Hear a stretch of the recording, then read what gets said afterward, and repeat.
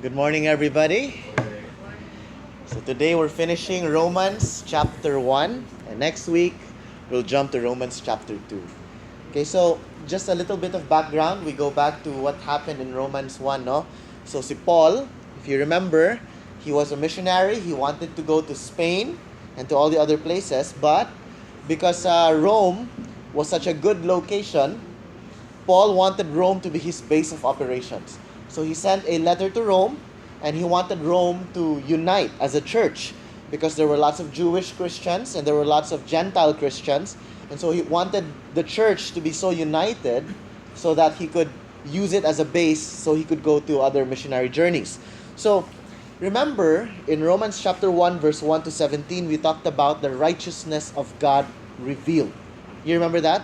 We talked about how God reveals His righteousness in the form or in the person of His Son, Jesus Christ. And so, in Christ, the righteousness of God is revealed to everybody.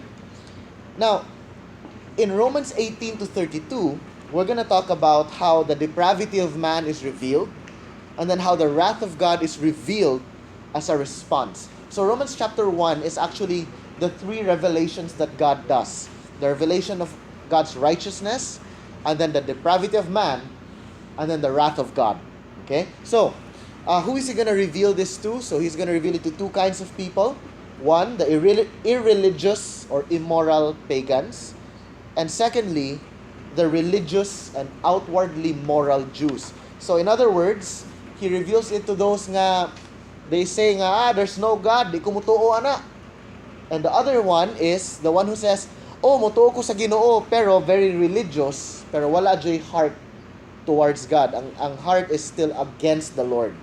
So let's take a look at verse 18. So we're going to start in verse 18 and we're going to finish the whole chapter 1.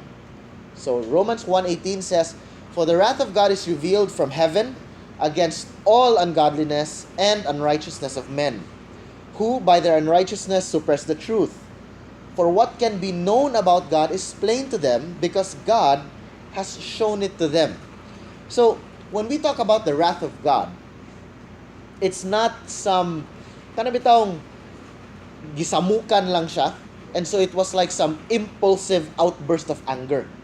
Okay, ganang God just got suddenly pissed and He goes, bundakan tani, kidlatan tani. That's not the wrath of God here. The wrath of God here is a settled, determined response. So it is calculated, it is rational, it is thought out. It is a systematic thing. And there are five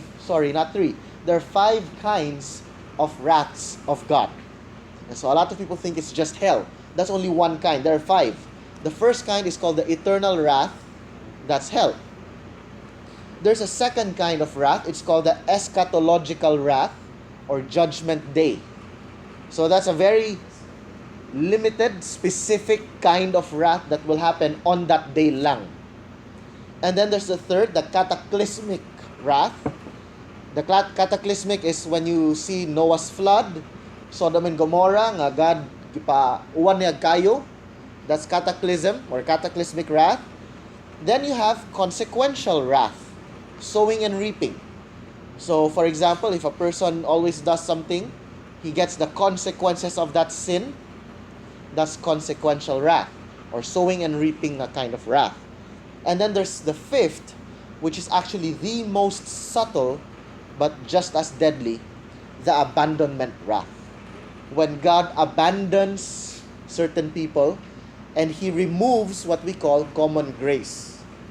Okay, so aside from the five kinds of wrath, we have to remember the two kinds of grace. There's saving grace, and there's common grace. Saving grace is the grace that God uses to save people. So on the cross, we say, Lord, forgive me. God forgives us. We're saved. That's saving grace. Common grace is the kind of grace na gihatag ni God to everybody.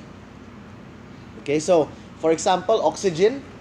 We don't deserve to breathe, but we can. That's grace.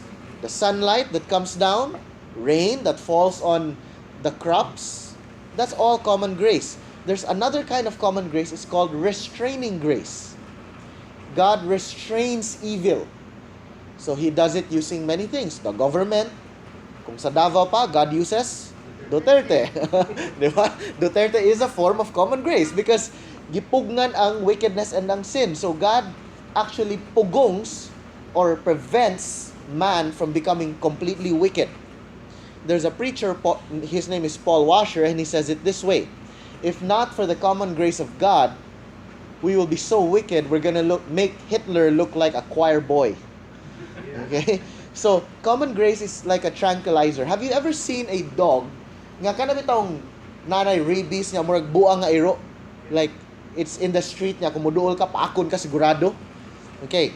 If madakpan to nga iro, and then inject kanto siya og tranquilizer, di ba cute? Okay.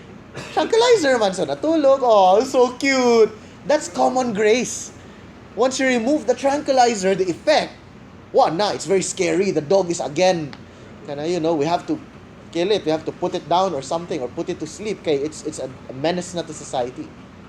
Common grace is God's tranquilizer on mankind. Man is the dog. Okay? So, that's common grace. And so God is saying, the wrath of God is revealed.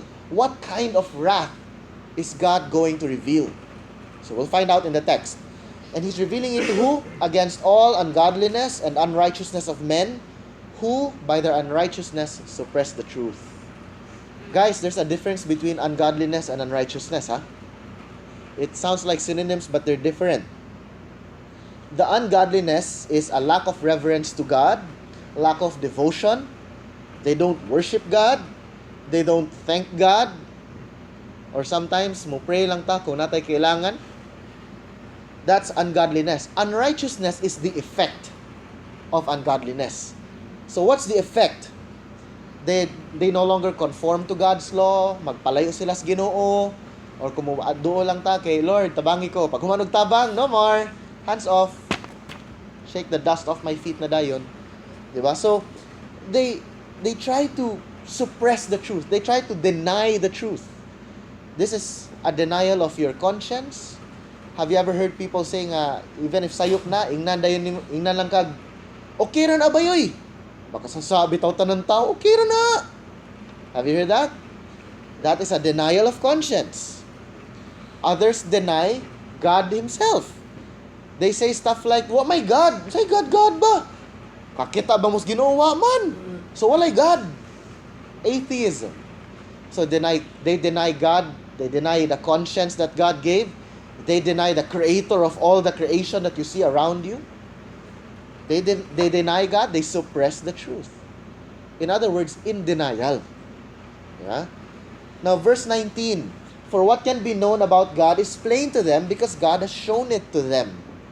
For His invisible attributes, namely His eternal power and divine nature, have been clearly perceived ever since the creation of the world in the things that have been made.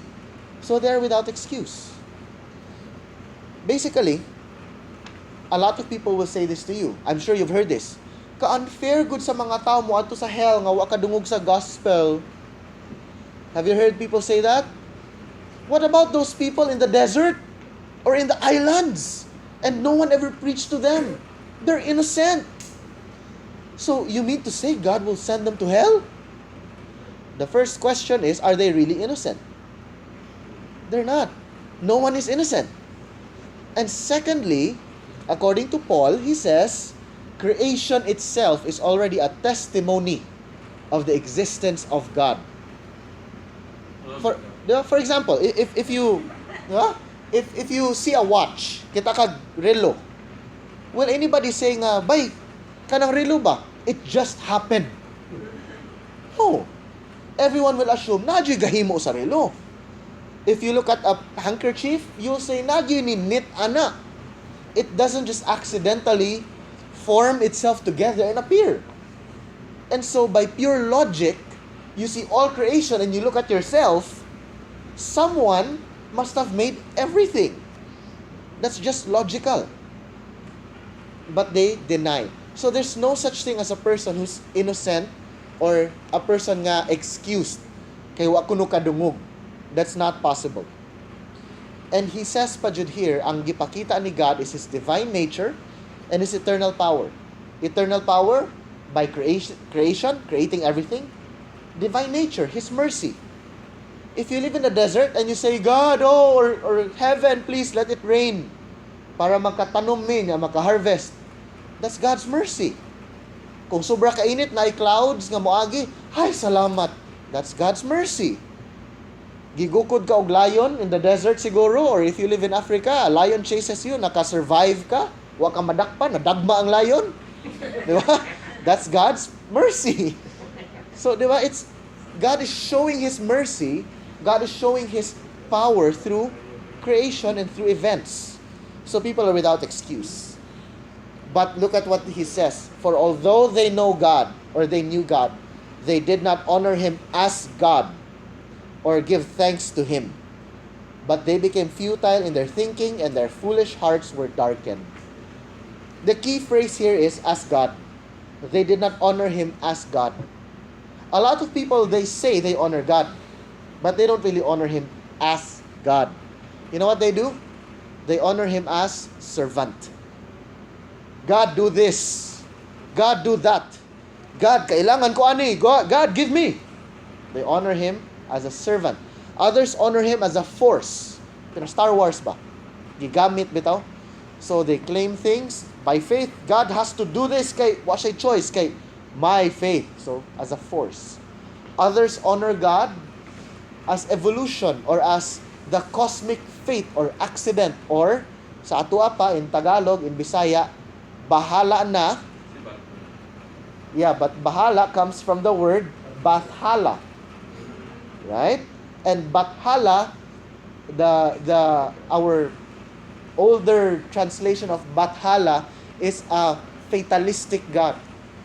So even if you do so many good things, if God feels like, or if bathala says, wa kumlipay na, pakidlat. Nya kani, good things pod, mas trip na ko ni karon. Okay, sige, okay, favor. That's their view of bathala, fatalism. It's kind of like Allah for Islam. So, we don't really honor God as God. But He deserves worship, He deserves thankfulness, He deserves awe, praise, glory. And so the effect was, they became futile in their thinking, and their foolish hearts were darkened. Mind and heart. Double dead. Have you ever heard of the double tap? If you want to make sure someone's dead. Yeah. What's the double tap, di ba? Una, chest area, and then head. Para sure ball. This doctrine is called the doctrine of total depravity. Okay? Mind, patay, foolish, heart, darkened, pagyud. And the word futile, pagyud, futile means useless, pointless, why gamit. Have you ever heard of how many of you have had philosophy class in college? Philosophy. Okay. Have you heard of a philosopher named Cicero? Yes, okay. Cicero was what you call a moral or a moralist. Philosopher na moralist. And according to Cicero, ingon siya, nga God's nature daw is evident in creation. His justice, His mercy, His kindness is all evident daw in creation. This is Cicero, a secular philosopher. And he said daw, nga the human mind, the fact that we can think, we can create things, we can make art, we can paint, we can make music, that kuno is evidence of God's existence. And then he says that atheism is barbaric or uncivilized. Any person daw who thinks there's no God is stupid. That's Cicero, And then he says that if all creation is evident that it exists, there has to be a first cause, and it has to be God Himself. So, even ancient philosophers who are secular understand this. But there were those who went against Cicero, and what did they say? Walay God, no need to thank God, no need to obey God, no need to believe there's a God. Verse 22, claiming to be wise, they became fools and exchanged the glory of the immortal God for images resembling mortal man and birds and animals and creeping things. Have you ever heard of people who sound so intellectual? And then they say, oh, there's no such thing as God. And then they have PhD, they have a doctorate here and all that. But according to Scripture, they claim to be wise. They became fools. There are two people. Their family names are very much alike. Have you ever heard of Richard Dawkins? How about Richard Hawkins? Okay, Dawkins and Hawkins. These two are both atheists. And here's what Dawkins says. Circular reasoning. Ingon siya nga, the universe daw exists because of gravity. Okay? He says that because of the force gravity, which wa sila kabaw kanus ani start ang gravity, because of gravity daw, creation naturally happened. The earth, the planets, they formed. Here's the problem. Gravity comes from a mass, a source that has weight or mass.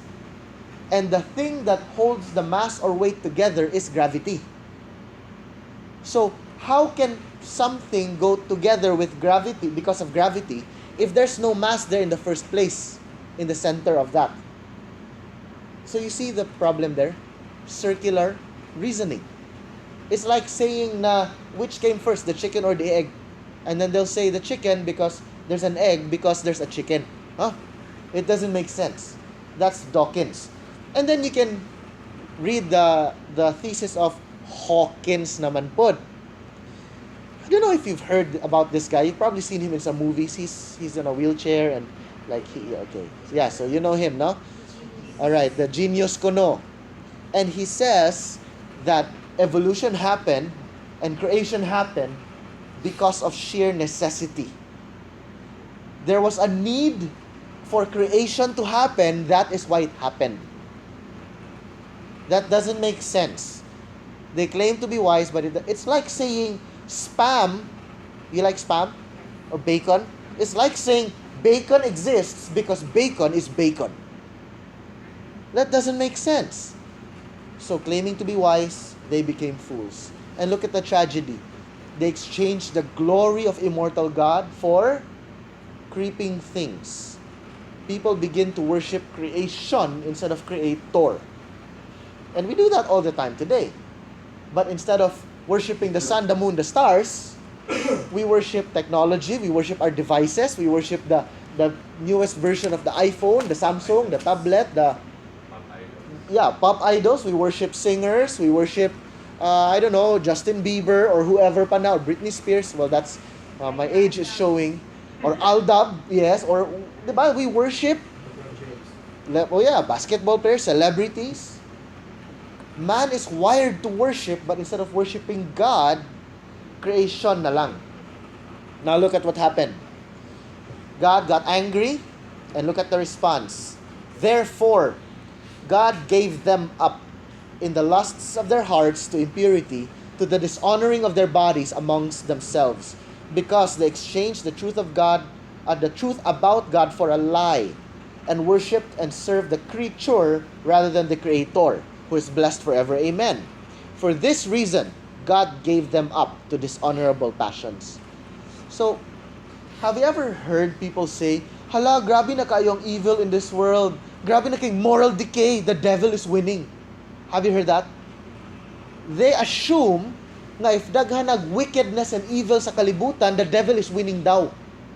You're forgetting something. God is sovereign. Here's the truth. The devil is not winning. But God's wrath, His abandoning wrath, removing the tranquilizer, the common grace, His removal of the restraining grace, that's the effect. It's not the devil that's winning. It's God's wrath being revealed more and more. So, kind of scary, diba? It's like a lot of people are praying, God, save us from evil and wickedness. What we should be praying for is, God, have mercy. Give us more common grace. Don't allow wickedness to triumph. Because this is God's wrath. It's not the devil's schemes at work. So we should really be concerned for our loved ones. When you see friends, family, relatives who persist in sin and continue and even grow in their sin, and mas ni grabe ang sin and mas ni grabe ang ilahang sorry for the word, pero mas nikiat ba? Okay? For all you know, that's God removing common grace, making the common grace less and less and less. Kay gayo sige, padayon. Di pa ka? Sige, He'll remove more tranquilizer. Padayon. And so it has to be concern on our parts. There has to be compassion. There has to be, God, please don't allow my friends, my family, my loved ones to padayon in the kiat. But Lord, inject more tranquilizer. Pour out more restraining grace until you give saving grace. And look at the effect. For their women exchanged natural relations for those that are contrary to nature. And the men likewise gave up natural relations with women and were consumed with passion for one another. Men committing shameless acts with men and receiving in themselves the due penalty for their error. In other words, rainbow. Okay, so ang nahitabo, ang mga laki nakigtalik sa mga laki, ang mga babae nakigkuyog sa mga babae. And let's talk about Roman culture. Diba before Rome conquered the world, right? And so what kind of people do you think they'd send out to war? The men or the women? Men. So kinsa ang ilahang preferred gender, men or women? Men, because they wanted to conquer the rest of the world. And the barbarians were fighting with them and all that, so they preferred men. So what happened was, when a woman was born, a lot of times they committed infanticide. They would kill babies when they're still babies, if it's a girl, and if it's a boy, they'll keep. So there's a severe lack of women and lots of men in Rome. And so what would happen was, a lot of men would seek sexual release with other men. Kay kulang man ang babae. You see what happened there? And so what happened was, number one, the culture became kill the girls kung baby pa, because we want conquerors, we want the phalanx to be complete, we want the Roman legionnaires and all that. And so the only release they really had was with prostitutes, with slaves, or with other guys. Now a lot of people will say, God's not against homosexuality, man. God's against lack of consent. Consensual ang issue. It's not. Ingon man siya, contrary to nature. The issue is not whether nag-consent or wala. The issue is, it's contrary to nature. Again, common sense. Di ba? You can't, I'm gonna say something without saying it, so pay attention. If you have a man and a man, what you have is Zorro. There's fencing, right? So it doesn't make sense.